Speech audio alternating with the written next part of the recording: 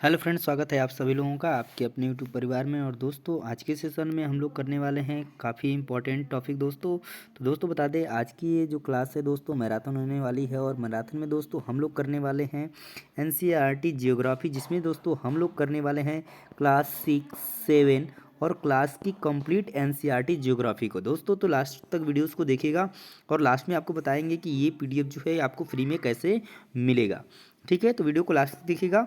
अगर हम प्रयास करेंगे कि एक ही वीडियोज़ में जो है कि ये सभी तीनों जो है कि क्लास जो है कि कवर हो जाए। अगर नहीं हो पाता है तो इसकी दूसरा पार्ट भी आपको देखने को मिल सकता है। तो जो लोग भी चैनल पर नए होंगे, चैनल को सब्सक्राइब कर लेंगे, बेल आइकन को प्रेस कर लेंगे। तो चलिए आज का वीडियो शुरू करते हैं और सबसे पहले स्टार्ट करेंगे क्लास 6 से, जिसका चैप्टर 1 है सौर मंडल में पृथ्वी।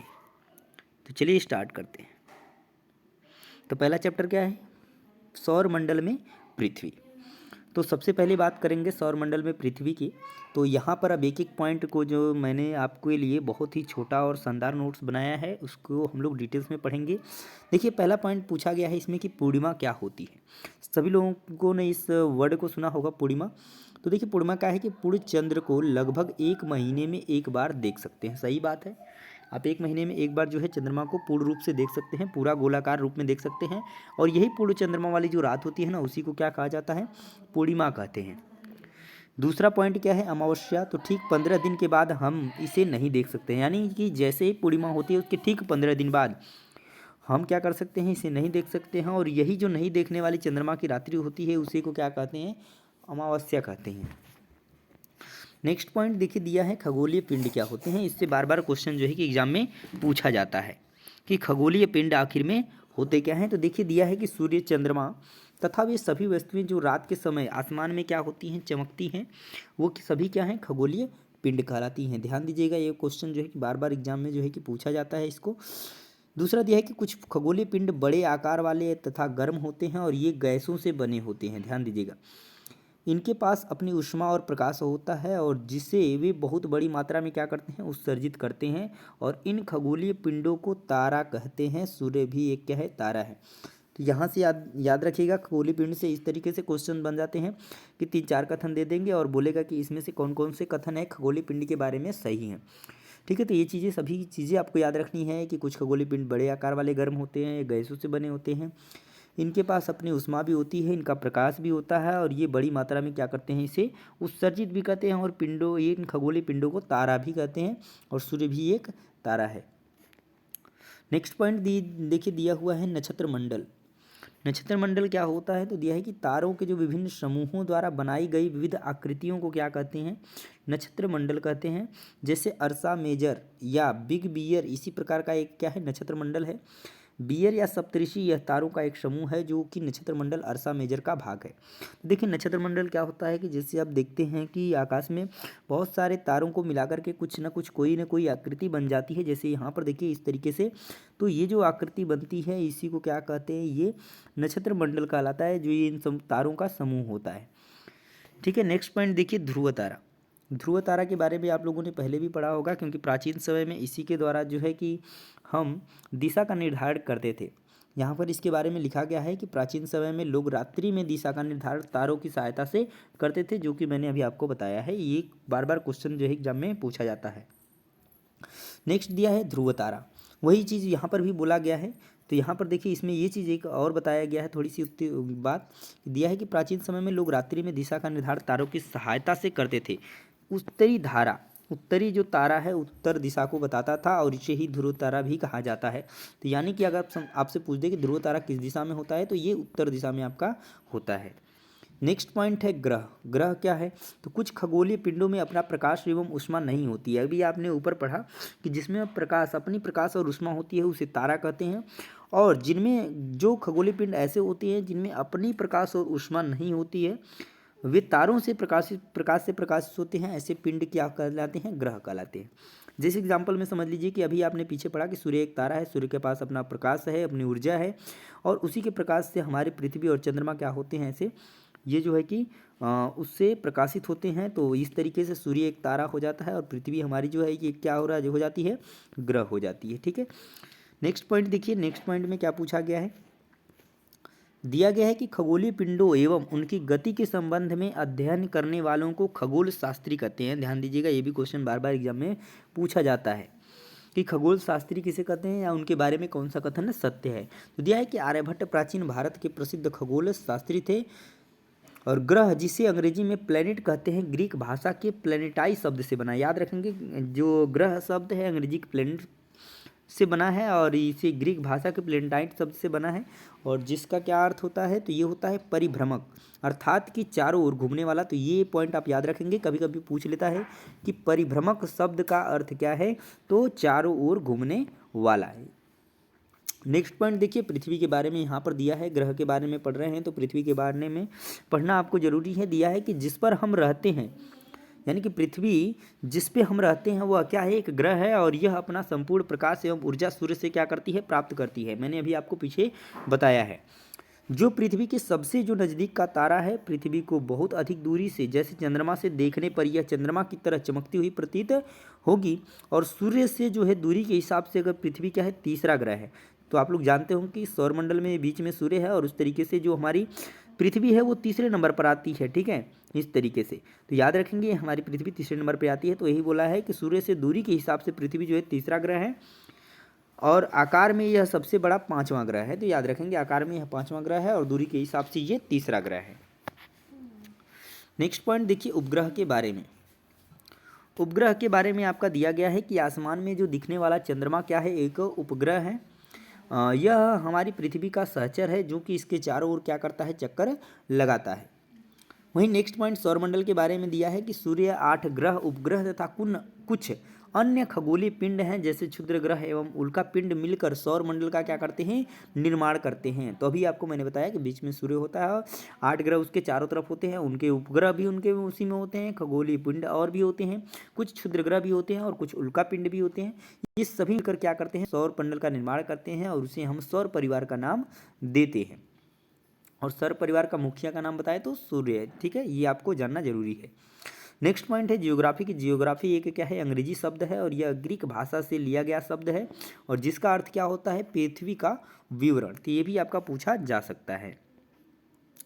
नेक्स्ट पॉइंट देखिए, जियोग्राफी, पृथ्वी का विवरण। जियोग्राफी इसका मतलब क्या होता है, पृथ्वी का विवरण। जियोलॉजी में क्या होता है, पृथ्वी के अध्ययन की बात की जाती है। ज्योमेट्री की बात करें तो पृथ्वी का मापन, और जियोइड की बात करें तो पृथ्वी के आकार के अनुरूप। तो यानी जिन जिन शब्द से जिसका मतलब होता है उन चीज़ों में हम इन चीज़ों के बारे में पढ़ते हैं। नेक्स्ट पॉइंट देखिए, सूर्य के बारे में क्या दिया गया है। दिया गया है कि सौर जो है परिवार का मुखिया सूर्य है, जो कि मैंने आपको पहले ही अभी थोड़ी देर पहले बताया है कि जो सौर परिवार का मुखिया होता है वो सूर्य होता है। और सूर्य सौर मंडल के केंद्र में स्थित है और यह बहुत बड़ा है एवं अत्यधिक गर्म गैसों से बना है। इसका जो खिंचाव बल है इसमें सौर मंडल को बांधे रखता है और सूर्य जो सौर मंडल के लिए प्रकाश एवं ऊष्मा का एकमात्र स्रोत है। सूर्य जो है पृथ्वी से लगभग 15 करोड़ किलोमीटर की दूरी पर है और हमारे सौरमंडल में 8 ग्रह हैं। और सूर्य से दूरी के अनुसार यहाँ पर जो है कि दिया गया है उन ग्रहों के नाम, जैसे बुध है, शुक्र है, पृथ्वी है, बृहस्पति है, शनि है, यूरेनस है तथा नेपच्यून। तो ये 8 ग्रह हैं जिनको जो है कि क्रम से दर्शाया गया है। दिया कि सौरमंडल के सभी 8 ग्रह एक निश्चित पथ पर सूर्य का चक्कर लगाते हैं और ये जो चक्कर लगाते हैं जो जिसमें वो क्या कहलाते हैं, कक्षा कहलाते हैं।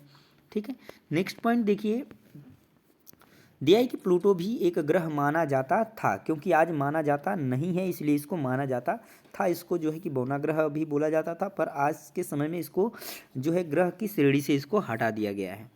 दिया है कि परंतु अंतर्राष्ट्रीय खगोलीय संगठन ने अपनी बैठक में यानी कि अगस्त 2006 में यह निर्णय लिया गया कि कुछ समय पहले खोजे गए अन्य खगोलीय पिंड तथा प्लूटो बौने ग्रह कहे जा सकते हैं।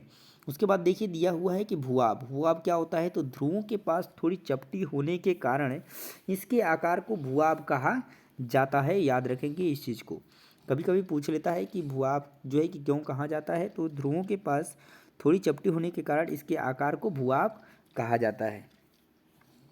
दिया है कि अंतरिक्ष से देखने पर पृथ्वी जो है नीले रंग की दिखाई पड़ती है क्योंकि इसकी 2/3 सतह पानी से ढकी हुई है, इसलिए इसे नीला ग्रह कहा जाता है। तो क्यों कहा जाता है, क्योंकि 2/3 यह सतह इसकी पानी से ढकी हुई है पृथ्वी की।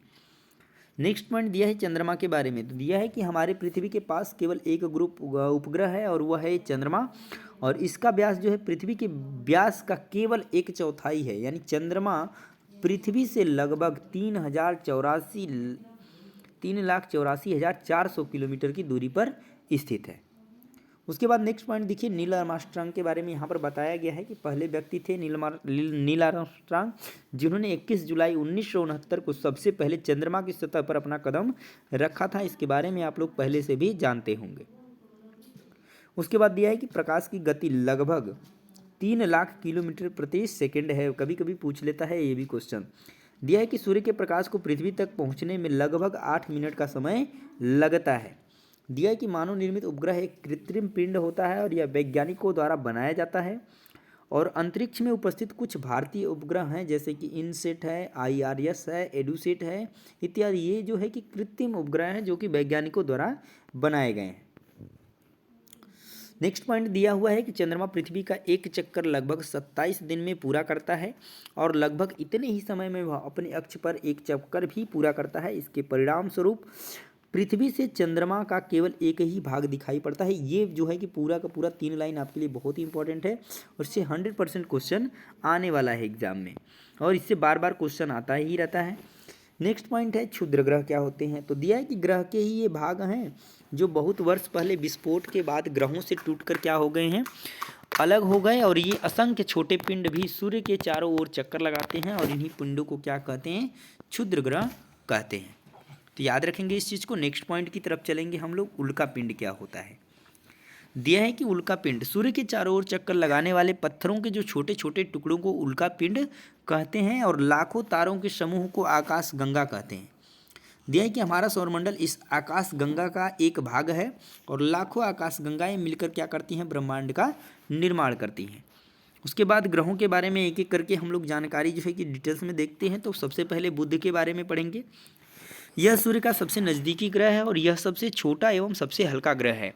सूर्य के चारों ओर एक परिक्रमण काल इसका जो होता है वो 88 दिन का होता है। यानी अपना जो है एक चक्कर यह 88 दिन में पूरा कर लेता है। उसके बाद देखिए शुक्र के बारे में। यह पृथ्वी का निकटतम सबसे चमकीला और सबसे गर्म ग्रह है। इसे सांझ का तारा या भोर का तारा भी कहा जाता है।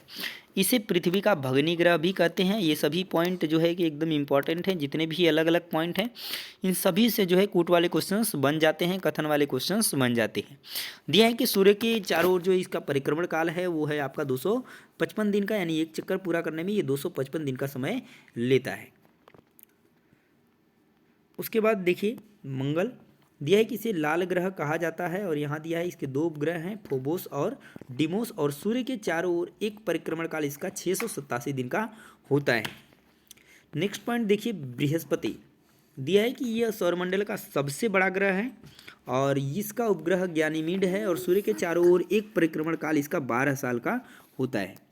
उसके बाद शनि के बारे में देखिए तो यह आकार में दूसरा सबसे बड़ा ग्रह है और इसका उपग्रह जो है टाइटन है और सूर्य के चारों ओर एक परिक्रमण काल इसका जो है 29 साल का होता है।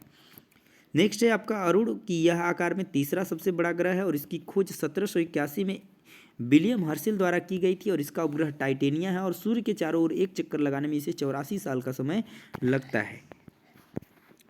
नेक्स्ट पॉइंट देखिए। नेक्स्ट पॉइंट में हम लोग पढ़ेंगे वरुण के बारे में।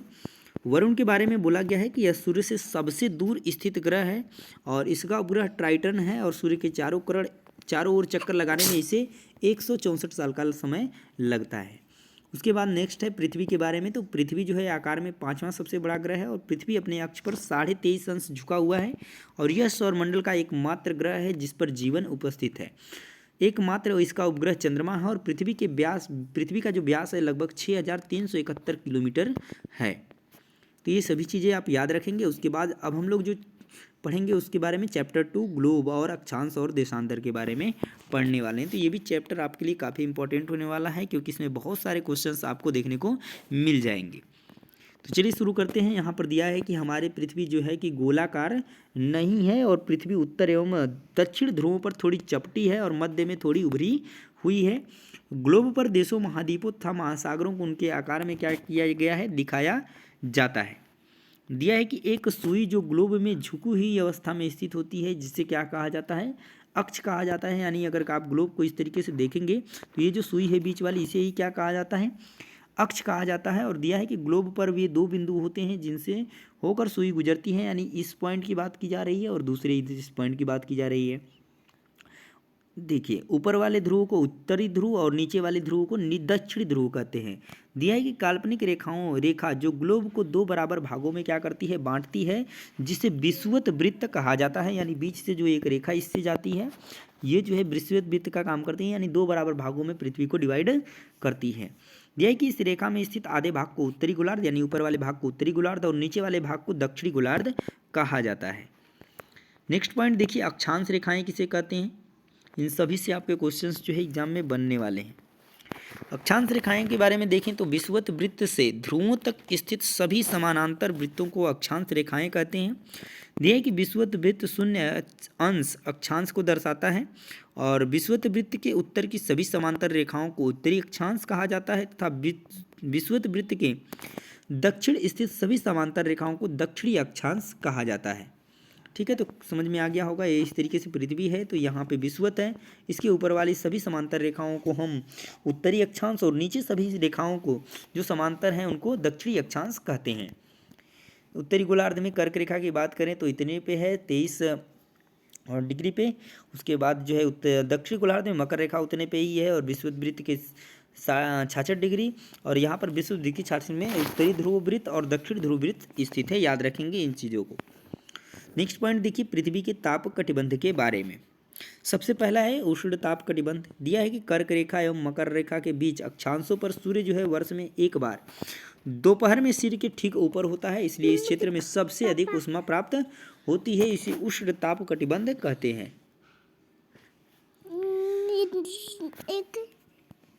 नेक्स्ट देखिए आगे दिया है शीतोष्ण कटिबंध। दूसरा पॉइंट कि उत्तरी गोलार्ध में कर्क रेखा एवं उत्तर ध्रुव वृत्त तथा दक्षिणी गोलार्ध में मकर रेखा एवं दक्षिणी ध्रुव वृत्त के बीच वाले क्षेत्र का तापमान मध्यम रहता है, इसलिए इन्हें शीतोष्ण कहा जाता है। नेक्स्ट पॉइंट है आपका शीत कटिबंध। दिया है उत्तरी गोलार्ध में उत्तरी ध्रुव, दक्षिणी गोलार्ध में दक्षिणी ध्रुव के बीच के क्षेत्र में ठंड बहुत होती है, क्योंकि यहाँ सूर्य क्षितिज से ऊपर नहीं आ पाता है, इसलिए ये शीत कटिबंध कहलाते हैं। उसके बाद आ जाते हैं देशांतर में। तो दिया है कि उत्तरी ध्रुव से दक्षिणी ध्रुव को मिलाने वाली जो काल्पनिक रेखाएं हैं देशांतर कहलाती हैं। जैसा कि ये आपका अगर मान लें कि ये आपकी क्या है, ग्लोब है, तो इस तरीके से जो रेखाएं एक ध्रुव से दूसरे ध्रुव को मिलाने वाली रेखाएं हैं, इन्हीं को देशांतर कहा जाता है। दिया है कि देशांतर को अंशों में मापा जाता है और प्रत्येक अंश को मिनट को सेकेंड में विभाजित किया जाता है। दिया है यहाँ पर कि रेखाओं से भिन्न सभी देशांतरीय यामात्रों की लंबाई समान होती है और देशांतर वृत्त 360 डिग्री का होता है। यामात्र का होता है तो इंग्लैंड की ग्रीनविच शहर से होकर गुजरने वाली रेखा को मध्याह्न रेखा कहते हैं। जहां ब्रिटिश राज की वेधशाला इसी से गुजरने वाली यामात्र को प्रमुख यामात्र कहते हैं। देखिए, यहाँ से बहुत सारे क्वेश्चन आपके बनने वाले हैं। तो दिया है कि इसका मान 0 देशांतर है तथा यहाँ से हम पृथ्वी को दो समान भागों यानी कि पूर्वी गोलार्ध एवं पश्चिमी गोलार्ध में विभक्त करती है। मुख्य मध्याह्न रेखा विभिन्न देशों में समय निर्धारित करती है और 100 अच्छे अक्षांश पर स्थित अंतर्राष्ट्रीय तिथि रेखा कहते हैं। यह एक ऐसी काल्पनिक रेखा है जहां एक दिन से तारीख बदल जाती है और पूर्वी देश पश्चिम देश से एक दिन या कुछ घंटे आगे चलते हैं। नेक्स्ट पॉइंट देखिए, मानक समय क्या होता है। तो दिया है कि समय को मापने का सबसे अच्छा माध्यम साधन पृथ्वी, चंद्रमा एवं ग्रहों की गति है और सूर्योदय एवं सूर्यास्त प्रतिदिन होता है। अतः स्वाभाविक ही है कि यह पूरे विश्व में समय निर्धारण का सबसे अच्छा साधन है।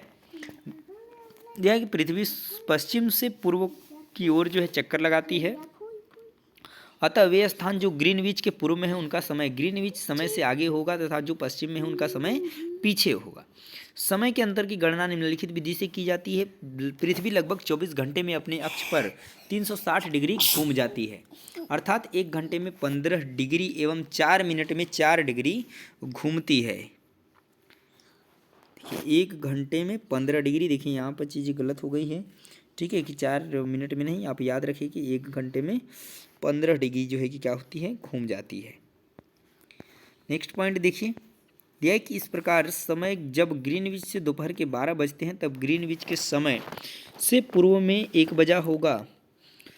तो दिया है ना 1 घंटे में 15 डिग्री, तो आगे होगा, और पश्चिम में 11 बजे होंगे, यानी 1 घंटे में 15 डिग्री पीछे होगा। तो याद रखेंगे इस चीज़ को। भारत का अगर मानक समय की बात करें तो भारत में 82 डिग्री 23 पूर्व को मानक यामात्र माना गया है। इस यामात्र के स्थानीय समय को पूरे देश का मानक समय माना जाता है। इसे भारतीय मानक समय के नाम से भी जाना जाता है। भारत ग्रीनविच के 82 डिग्री 30 पूर्व में स्थित है, जहाँ यहाँ का समय ग्रीनविच समय से 5.5 मिनट जो 5.5 घंटे जो है आगे चलता है। इसलिए लंदन में जब दोपहर के 2 बजे होंगे तब भारत में शाम के 7:30 बजे होंगे। ये पॉइंट सबसे इंपॉर्टेंट है, इससे बार बार क्वेश्चन जो है एग्जाम में पूछा जाता है। नेक्स्ट देखिए, दिया है कि पृथ्वी को 1-1 घंटे वाले 24 समय क्षेत्रों में बांटा गया है। इस प्रकार प्रत्येक समय क्षेत्र 15 डिग्री देशांतर तक के क्षेत्र को घेरता है। ठीक है, आगे चलते हैं, ये चीज़ आप पढ़ लेंगे इसको ध्यान से। नेक्स्ट देखिए, नेक्स्ट क्या दिया है।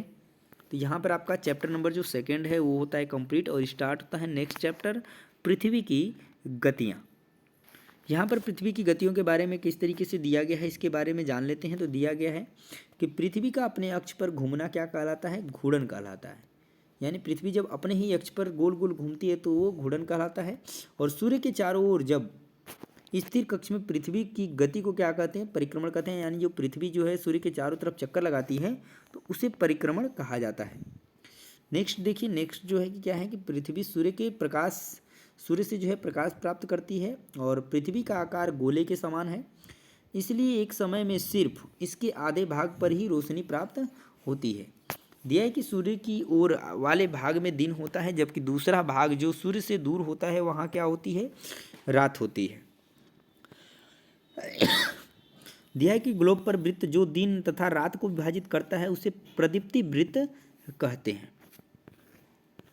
दिया है कि पृथ्वी अपने अक्ष पर पूरा चक्कर लगाने में जो है 24 घंटे का समय लेती है, और घूर्णन के समय काल को पृथ्वी दिन कहा जाता है। यह पृथ्वी की दैनिक गति है, और पृथ्वी की दूसरी गति जो सूर्य के चारों ओर कक्ष में होती है उसे परिक्रमण कहा जाता है। और पृथ्वी 1 वर्ष या 365 या 1/4 दिन में सूर्य का चक्कर लगाती है। दिया है कि 4 वर्षों में प्रत्येक वर्ष के बचे हुए 6 घंटे मिलकर एक दिन यानी 24 घंटे के बराबर हो जाते हैं, और इसके अतिरिक्त दिन को फरवरी के महीने में जोड़ा जाता है। और इस प्रकार प्रत्येक चौथे वर्ष जो है फरवरी माह यानी फरवरी महीने 28 के बदले 29 दिन का होता है। ऐसा वर्ष जिसमें 366 दिन होते हैं उसे लीप वर्ष कहा जाता है। तो याद रखेंगे इस चीज़ को भी। नेक्स्ट पॉइंट है कि सामान्यतः एक वर्ष को 4 ऋतुओं में बांटा जाता है, गर्मी, सर्दी, बसंत एवं शरद ऋतु। दिया है कि ऋतुओं में परिवर्तन सूर्य के चारों ओर पृथ्वी की स्थिति में परिवर्तन के कारण होता है। दिया है कि 21 जून को उत्तरी गोलार्ध सूर्य की तरफ क्या होता है, झुका होता है, जिसके कारण सूर्य की किरणें जो है कर्क रेखा पर सीधी पड़ती हैं, जिससे उत्तरी गोलार्ध के बहुत बड़े भाग में सूर्य की रोशनी प्राप्त होती है। इसलिए विषुववृत्त के उत्तरी भाग में गर्मी का मौसम होता है।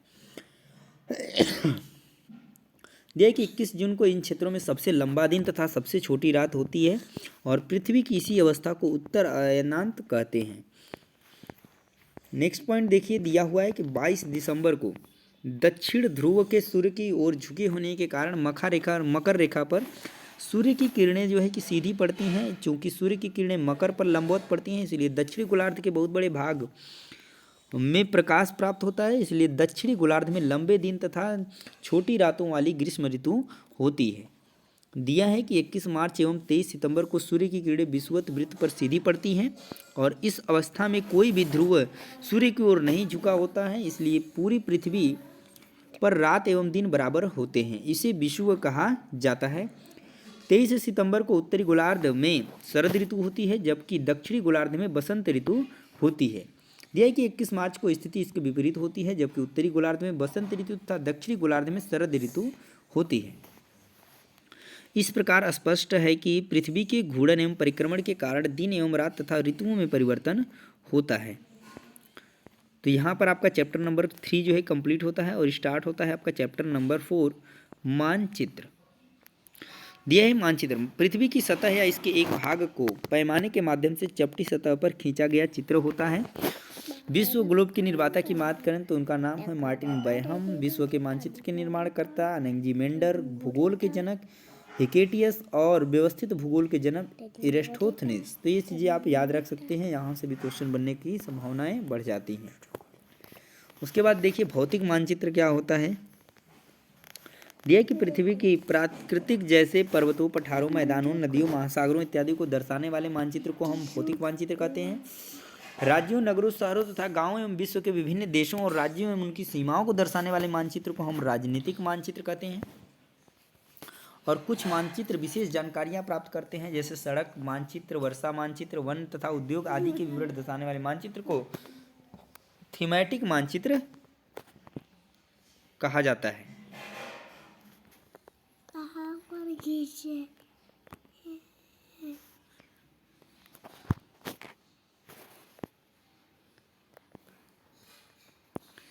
नेक्स्ट देखिए, मानचित्र के 3 घटक हैं, दूरी, दिशा और प्रतीक। ठीक है, ये आप याद रखेंगे कि मानचित्र के 3 घटक कौन कौन से हैं, तो दूरी, दिशा और प्रतीक हैं।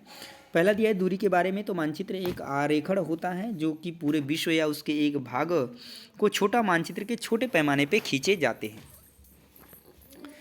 दूसरा है दिशा, तो दिया है अधिकतर मानचित्र में ऊपर दाहिनी तरफ तीर का निशान बना होता है। ये तीर का निशान दिशा को क्या करता है, निर्धारित करता है या दर्शाता है। उसके बाद नेक्स्ट पॉइंट देखिए, नेक्स्ट पॉइंट क्या बोला गया है।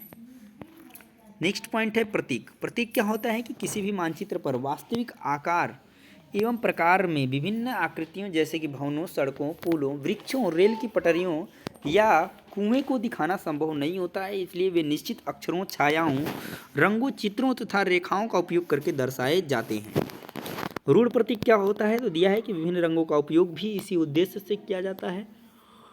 उदाहरण के लिए सामान्यतः जो समझिए, नीले रंग का उपयोग जलाशयों, भूरा रंग पर्वतों, पीला रंग पठारों और हरा रंग मैदानों को दर्शाने के लिए किया जाता है। नेक्स्ट देखिए, दिया हुआ है रेखा चित्र क्या होता है, तो आप अपने मित्र के घर जाना चाहते हैं, तो लेकिन आपको रास्ते की जानकारी नहीं है और आपका मित्र अपने घर के रास्ते को बताने के लिए एक कच्चा आरेखण बना सकता है, वही रेखा चित्र कहलाता है। खाका क्या होता है, तो एक छोटे चित्र का बड़ा पैमाने पर खींचा गया रेखा चित्र क्या कहलाता है, खाका कहा जाता है। तो यहाँ पर दोस्तों आपका चैप्टर नंबर 4 कंप्लीट होता है, स्टार्ट होता है चैप्टर नंबर 5, पृथ्वी के प्रमुख परिमंडल। दिया है कि पृथ्वी के प्रमुख जो है परिमंडल, पृथ्वी एकमात्र ऐसा ग्रह है जहाँ जीवन है। यहाँ जीवन, मानव जीवन के लिए आवश्यक तत्व भूमि, जल तथा हवा पृथ्वी पर क्या है, मौजूद हैं। पृथ्वी की सतह ऐसी है जिसमें 3 महत्वपूर्ण घटक हैं, भूमंडल, वायुमंडल और जलमंडल। भूमंडल क्या मतलब क्या है कि यहाँ पर देखिए, पृथ्वी का ठोस भाग जिस पर हम रहते हैं उसे भूमंडल कहते हैं और यह भूपर्पटी की चट्टानों तथा मिट्टी की पतली परतों का बना होता है जिसमें जीवों के लिए पोषक तत्व पाए जाते हैं। दिया कि पृथ्वी की सतह को 2 मुख्य भागों में बांटा जा सकता है, बड़े स्थलीय भूभागों को महाद्वीप तथा बड़े जलाशयों के महासागरीय बेसिन के नाम से जाना जाता है। विश्व के सभी महासागर आपस में क्या हुए हैं, एक दूसरे से जुड़े हुए हैं। वहीं विश्व का सबसे ऊंचा शिखर माउंट एवरेस्ट समुद्र तल से 8,848 मीटर की ऊंचाई पर है और दूसरा विश्व का सबसे गहरा भाग प्रशांत महासागर का मैरियाना गर्त है जिसकी गहराई 11,022 मीटर है।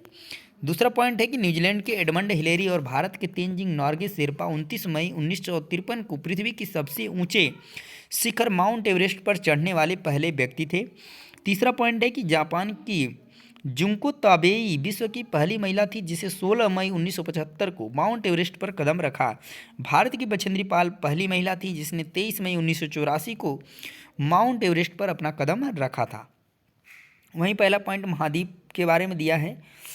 महाद्वीप पृथ्वी पर 7 प्रमुख महाद्वीप हैं, यानी कि पृथ्वी पर 7 प्रमुख महाद्वीप हैं और यह विश्व जल राशि के द्वारा एक दूसरे से अलग हैं। ये क्या कहलाते हैं, महाद्वीप कहलाते हैं। दिया है कि एशिया विश्व का सबसे बड़ा महाद्वीप है और यह पृथ्वी के कुल क्षेत्रफल के 1/3 भाग में फैला है। यह उत्तरी गोलार्ध में स्थित है। कर्क रेखा इस महाद्वीप से होकर गुजरती है और एशिया के पश्चिम में यूराल पर्वत है जो यूरोप से अलग करता है। यूरोप एशिया के संयुक्त भूभाग को यूरेशिया कहा जाता है। दूसरा पॉइंट है कि अफ्रीका एशिया के बाद विश्व का दूसरा सबसे बड़ा महाद्वीप है और विषुवत रेखा इस महाद्वीप के लगभग मध्य से होकर गुजरती है और यही एक ऐसा महाद्वीप है जिससे होकर कर्क, विषुवत, मकर तीनों रेखाएं गुजरती हैं। तो याद रखेंगे, ये क्वेश्चन बार बार एग्जाम में पूछा जाता है कि कौन सा जो है कि ऐसा कौन सा महाद्वीप है कि जिससे तीनों रेखाएं होकर गुजरती हैं, तो अफ्रीका महाद्वीप से जो है कि गुजरती हैं, याद रखेंगे। दिया है कि सहारा का रेगिस्तान विश्व का सबसे बड़ा गर्म रेगिस्तान है जो कि अफ्रीका में स्थित है, ये भी क्वेश्चन आपका बनता है। और विश्व की सबसे लंबी नील नदी अफ्रीका से होकर गुजरती है, ये भी आप याद रखेंगे। उसके बाद दिया है तीसरा पॉइंट कि यूरोप यह महाद्वीप एशिया के पश्चिम में स्थित है और आर्कटिक रेखा इससे होकर गुजरती है, यह 3 तरफ से जल से घिरा हुआ है, ये भी क्वेश्चन एग्जाम में पूछा जाता है कि कौन सा ऐसा महाद्वीप है जो 3 तरफ से जल से घिरा हुआ है। चौथा पॉइंट है उत्तर अमेरिका जो है कि विश्व का तीसरा सबसे बड़ा महाद्वीप है, दक्षिण अमेरिका से एक सक्रिय स्थल से जुड़ा हुआ है जिसे पनामा जल स्थल संधि कहा जाता है। यह महाद्वीप पूरी तरह से उत्तरी और पश्चिमी गोलार्ध में स्थित है। पांचवा पॉइंट है कि दक्षिण अमेरिका, इसका अधिकांश भाग दक्षिणी गोलार्ध में स्थित है। विश्व की सबसे लंबी पर्वत श्रृंखला एंडीज पर्वत के दक्षिण की ओर फैली है। दक्षिण अमेरिका में विश्व की सबसे बड़ी नदी अमेजन बहती है। उसके बाद दिया है छठवां पॉइंट कि ऑस्ट्रेलिया विश्व का सबसे छोटा महाद्वीप है जो कि पूरी तरह से दक्षिणी गोलार्ध में स्थित है। यह चारों तरफ से महासागरों तथा समुद्र से घिरा है, इसे द्वीपीय महाद्वीप कहा जाता है। याद रखेंगे द्वीपीय महाद्वीप, ये इंपॉर्टेंट है आपके लिए। सेवेंथ भी आपके लिए काफ़ी इंपॉर्टेंट है, इससे बार बार क्वेश्चन एग्जाम में आना ही आना है। पूछा गया है कि अंटार्कटिका एक बहुत बड़ा महाद्वीप है जो कि दक्षिणी गोलार्ध में स्थित है। दक्षिण ध्रुव इस महाद्वीप के मध्य में स्थित है। यह हमेशा मोटी परत बर्फ की परतों से ढका रहता है। यहाँ किसी भी प्रकार का स्थायी मानव निवास नहीं है। बहुत से देशों के शोध केंद्र यहाँ स्थित हैं और भारत के भी शोध संस्थान हैं यहाँ, उनके नाम हैं मध्य तथा दक्षिण गंगोत्री। इनसे आपका क्वेश्चन हर बार एग्जाम में पूछा जाता है। उसके बाद नेक्स्ट पॉइंट दिया है जलमंडल। तो दिया है पृथ्वी को नीला ग्रह कहा जाता है और पृथ्वी का 71% भाग जल और 29% भाग स्थल है और जलमंडल में जल के सभी रूप जो है उपस्थित है। इसमें महासागर एवं नदियाँ, झीलें, हिमनदियाँ, भूमिगत जल तथा वायुमंडल की जलवाष्प सभी सम्मिलित हैं। महासागरों में 97% भाग पर खारा जल पाया जाता है और यह इतना अधिक खारिक होता है कि मानव के उपयोग में नहीं आ सकता। शेष जल का बहुत बड़ा भाग बर्फ की परतों एवं नदियों तथा भूमि का जल के रूप में पाया जाता है। महासागर जलमंडल के मुख्य भाग हैं और यह आपस में एक दूसरे से जुड़े हुए हैं। महासागरीय जल जो है हमेशा गतिशील रहता है।